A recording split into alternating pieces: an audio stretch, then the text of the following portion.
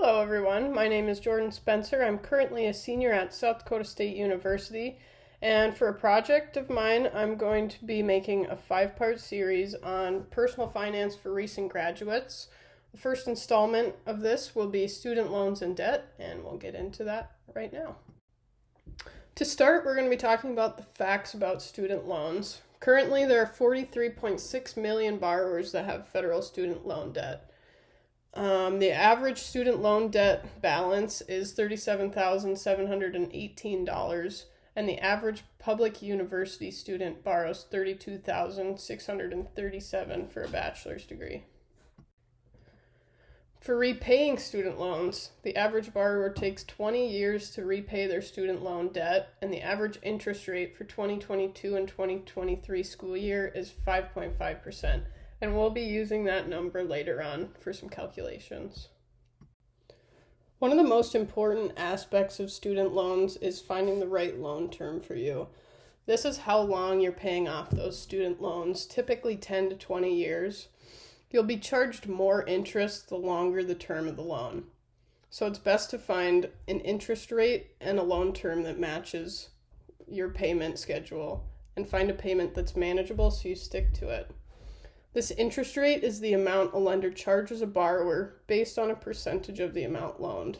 On the last slide, we saw that was an average of 5.5% in this last year, and we'll go into an example on the next slide showing how this can make an impact on the amount that you're paying over the term of the loan. In this example, I used the numbers from slide 3 with the average amount that it takes to receive a bachelor's degree and the average interest rate as my base numbers. And I created a chart in Excel to kind of show how this payment schedule takes place over the 10 years and the 20 years. For 10 years, the monthly payment would be about $354 a month, but the lifetime cost would only be $42,504.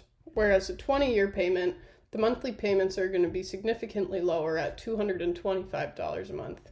However, the lifetime costs are going to cost you over $11,000 more over the course of the loan, with lifetime costs at $53,881. Another important aspect of student loans and debt in general is understanding how an amortized loan works. These amortized loans are loans that require a borrower to make scheduled payments that are applied to the principal and interest.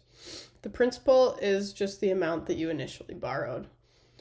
These are typically for large fixed loans, and they work by paying off the interest expense first, and any remaining amount in your monthly payment goes towards the principal. These types of loans are typically what's used for student loans and mortgages. This slide kind of just shows an example of how these amortized loans work and what your payments are going towards as the loan progresses. So in the first few years, you're mainly paying off interest and very little is going to principal. But as you get towards the end of the loan, all your payments are typically just principal and just a little bit of interest. So it's got that slope curve down and you're getting more equity as time goes on. Another little clip it here on this slide to show how the payment schedule for this amortized loan goes. So up at the top, you can see that the principal payment for the first date was only $260, while the interest payment was $635. But as you go down and get on 30 years later, the principal payment was $894, while the interest was only $3.07. Because of how these amortized loans work, you can pay off a loan early by making payments more frequently than scheduled or making principal-only payments.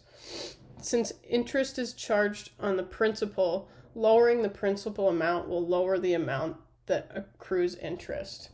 So by making these payments, you would be paying off only principal, lowering that amount, and that 5.5% interest rate gets charged on a lower dollar amount total.